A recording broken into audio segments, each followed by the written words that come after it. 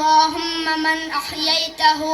منا يسر لنا أمورنا مع الراحة لقلوبنا وأبداننا وصفي أهلنا আজি নামটি চাৰিআলি আদৰ্শ গাঁৱত নামটি হালকাৰ উলামা ইকৰাম দিন দৰ্দী ভাইসকল নামটি চাৰিআলি সন্মিলিত মুছলিম যুৱ সমাজ আদৰ্শ গাঁও যুৱ জামাতৰ সৌজন্যত আমি এই নামটি চাৰিআলি আদৰ্শ গাঁৱৰ মছজিদ প্ৰাংগণত এটি দিনী জলসাৰ আয়োজন কৰিছিলোঁ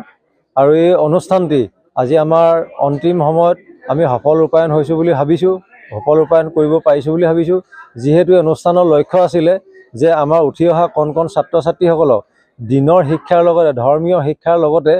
আহিবলগীয়া সকলো সমস্যা যাতে তেওঁলোকে সমাধান কৰিব পৰাকৈ শিক্ষিত হৈ উঠে তাৰ ওপৰত আমি কিছুমান প্ৰশিক্ষণ ইয়াত দিয়া হ'ল, তেওঁলোকৰ পৰীক্ষা লোৱা হ'ল। আৰু দ্বিতীয়তে আমাৰ সমাজখন বৰ্তমান যি ধৰণে বিসংগতি সৃষ্টি হৈছে, যি ধৰণে উঠি অহা যুৱচাম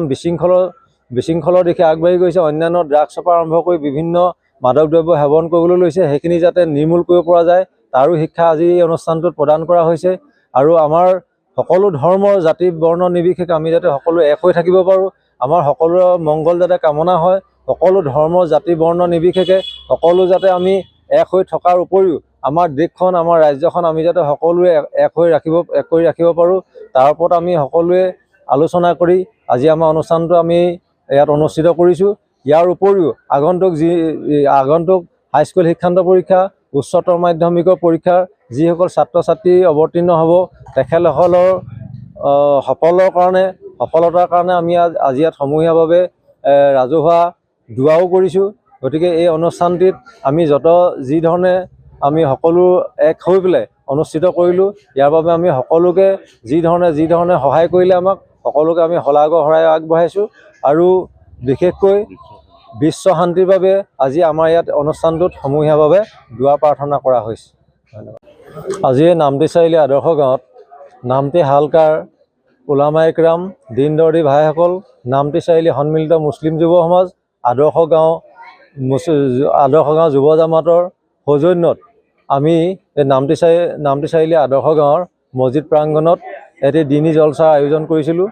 আৰু এই অনুষ্ঠানটি আজি আমাৰ অন্তিম সময়ত আমি সফল ৰূপায়ণ হৈছোঁ বুলি ভাবিছোঁ, সফল ৰূপায়ণ কৰিব পাৰিছোঁ বুলি ভাবিছোঁ। যিহেতু অনুষ্ঠানৰ লক্ষ্য আছিলে যে আমাৰ উঠি অহা কণ ছাত্ৰ ছাত্ৰীসকলক দিনৰ শিক্ষাৰ লগতে ধৰ্মীয় শিক্ষাৰ লগতে আহিবলগীয়া সকলো সমস্যা যাতে তেওঁলোকে সমাধান কৰিব পৰাকৈ শিক্ষিত হৈ উঠে তাৰ ওপৰত আমি কিছুমান প্ৰশিক্ষণ ইয়াত দিয়া হ'ল, তেওঁলোকৰ পৰীক্ষা লোৱা হ'ল। আৰু দ্বিতীয়তে আমাৰ সমাজখন বৰ্তমান যি ধৰণে বিসংগতি সৃষ্টি হৈছে, যি ধৰণে উঠি অহা যুৱচাম